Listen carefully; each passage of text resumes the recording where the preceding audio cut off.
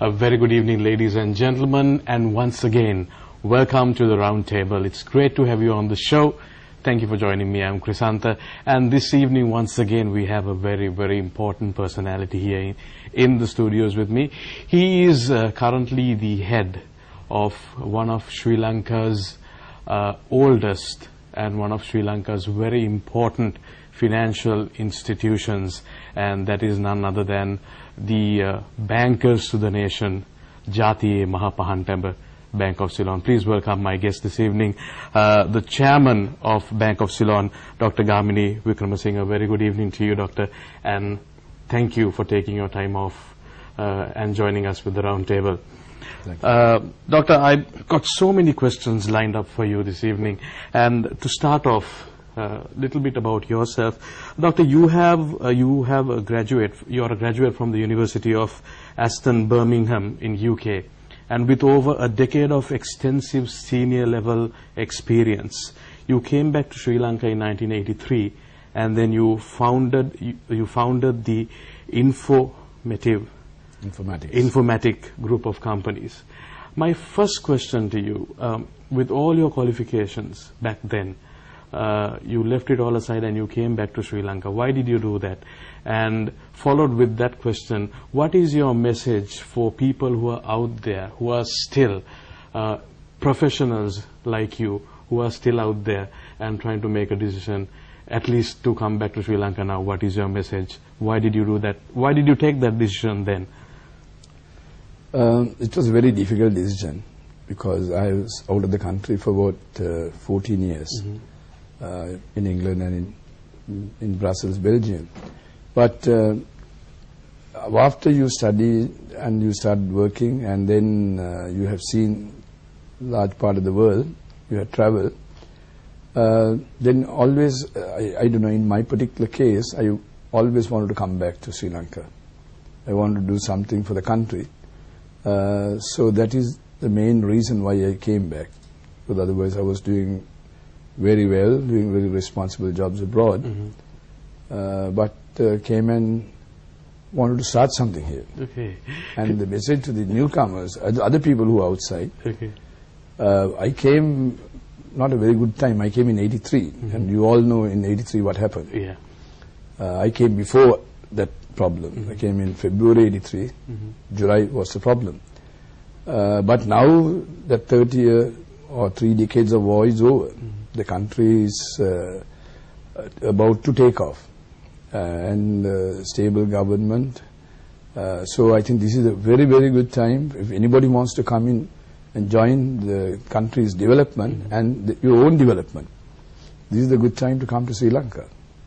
Thank you, Doctor. I think that's a very important thing, because we need all these professionals, the Sri Lankan professionals back in the country, to lead Sri Lanka into it becoming the jewel of Asia. Now, Doctor, considered a pioneering IT company, Informatics, came into new concepts, very novel things of mainly teaching quality British educations, making it locally available. Now, throughout its inception, over 2,000 Sri Lankan youth has managed to get world-recognized qualifications, British qualifications, on postgraduate as well as undergraduate. Now, my question is this. You have made this qualification an affordable one for the Sri Lankan, and for the Sri Lankan curriculum in higher studies, it has helped immensely. What are your views on foreign universities coming into Sri Lanka? Yeah, if I start at the very beginning, when we first started this education program, maybe that is somewhat selfish reason, in the sense, informatics, we are in IT business, we needed qualified people joining us. At that particular time when we started in 90, the whole of Sri Lanka, all our universities did not produce even 50 computer science graduates, computing graduates, any discipline related to that. But the country had a demand. We ourselves had a demand. So that's the time we thought we'd come and come on the tertiary education and also make a contribution in education. So that is the way we started, and we have, like you said, about more than 2,000 undergraduates, postgraduates have gone through our system. They are doing very well locally and abroad. Now, talking about the other foreign universities, I don't know whether you all you attended this Dr. Mahathir this presentation when he was in Sri Lanka last week. He mentioned two things. It's very interesting to hear.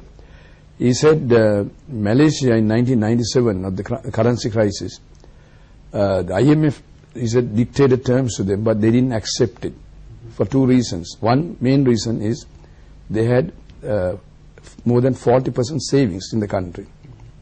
Number two, he said they had education. So the education, he said, they had, even today, I don't know whether it is the case, he said at the time, about 30 national universities and about 30 international universities came and set up business. So they gave the education to all their people. They sent them abroad for education. They within the country, they provided the education. He said those two helped the country to come out of the problems and turn an agriculture nation to an industrial nation. So I don't know. That is what his attribution. Though in Sri Lanka now, last week I heard this Minister of Higher Education, Mr. S.P. Dissanayake.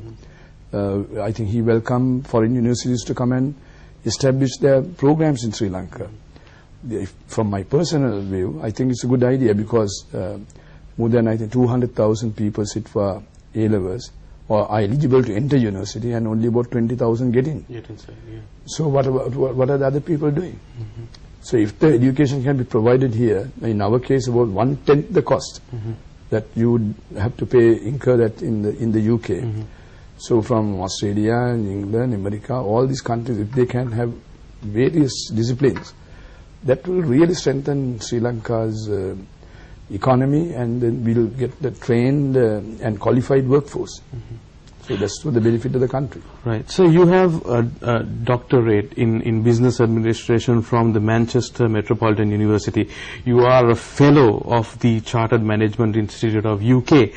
You are also a fellow of the British Computer Society. Along with all this, with a demonstrated vision for the future, your pioneering spirit and outstanding capabilities, His Excellency the President entrusted you with appointing you as chairman of the Securities and Exchange Commission, the chairman of the Insurance Board, and the chairman of Bank of Ceylon. Sir, my question is, managing all these positions, the focus, the commitment that you put into all this, how do you manage as a person handling all these three? Is it a part of the experience that you have got being exposed to the international market, or is it something that you were born gifted, talented with?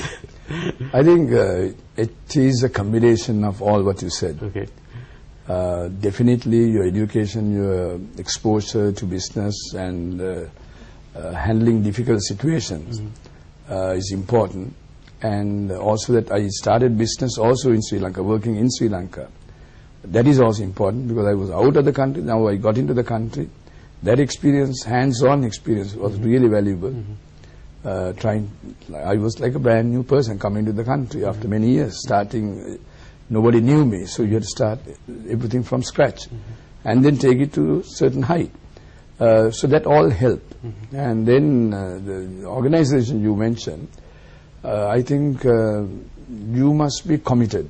And if you put yourself at it, and you must dedicate yourself 100%. It's very difficult to do part-time. Even though nobody expected me to do full-time work, they wanted me to go there for a few hours a day. But once you really want to see that organization achieve their objectives, you have to put your heart and soul. So that's the chemistry of handling three companies.